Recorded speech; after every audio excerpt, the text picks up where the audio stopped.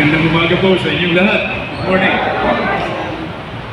Bago ko batiin yung mga dapat batiin sa napaka-kasaysayan na okasyon na ito. Pagdating ko kanina, tinignan ko yung program.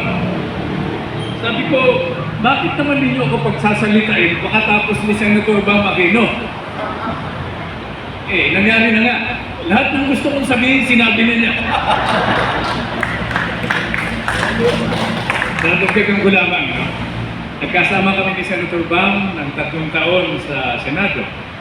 At gusto kong sabihin ito sa inyo, no? Hindi dahil sa nasa harap natin siya.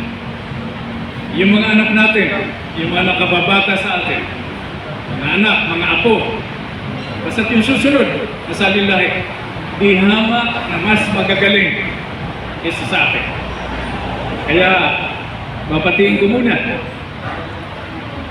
Ito may listahan. Pinakiusapan ko kanina si Lee at si Jerry.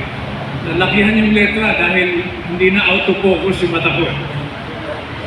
Senator Bam, Director Celine, Dr. Zara, Aron, Dr. Connie, Dr. Amparo, Dr. Edri, Dr. Alvin, Dr. Chris, dating director ng Philippine Blood Center, Ami, Aloy, by the way, si Ma'am Aloy, dating congresswoman, may bahay ng isa sa mga bayanin natin sa RAM, no?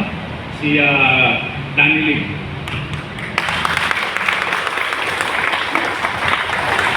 Pero sa aking kumpare, no?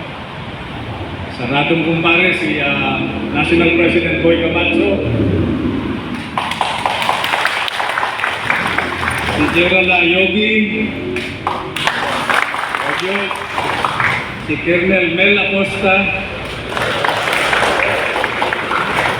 Lilia, mga kapatid namin sa RAM at sa Guardians.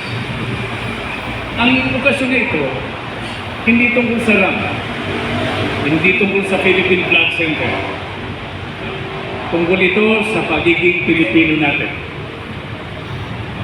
Lahat tayo nabubuhay sa ilalim ng isang watawat, isang bansa. Maniwala kayo.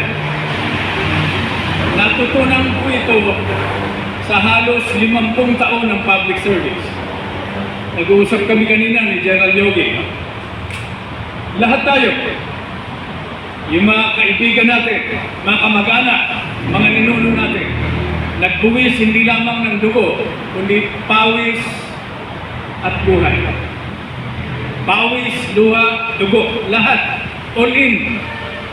Kaya ito ngayon siguro ang paksa ng ating pagtitipon ngayon. Hindi ito simpleng blood donation.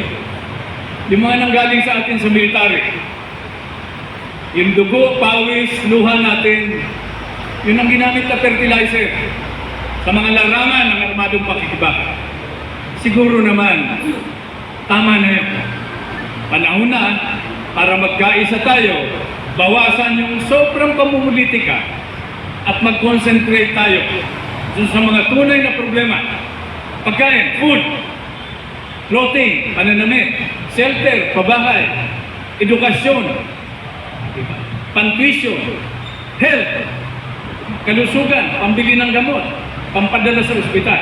At ngayon, may bagong tinatagurian na new oil, new gold, impormasyon. Hindi yung marites, ha? Impormasyon na tama at makatotohanan. Yun ang paksa natin ngayon.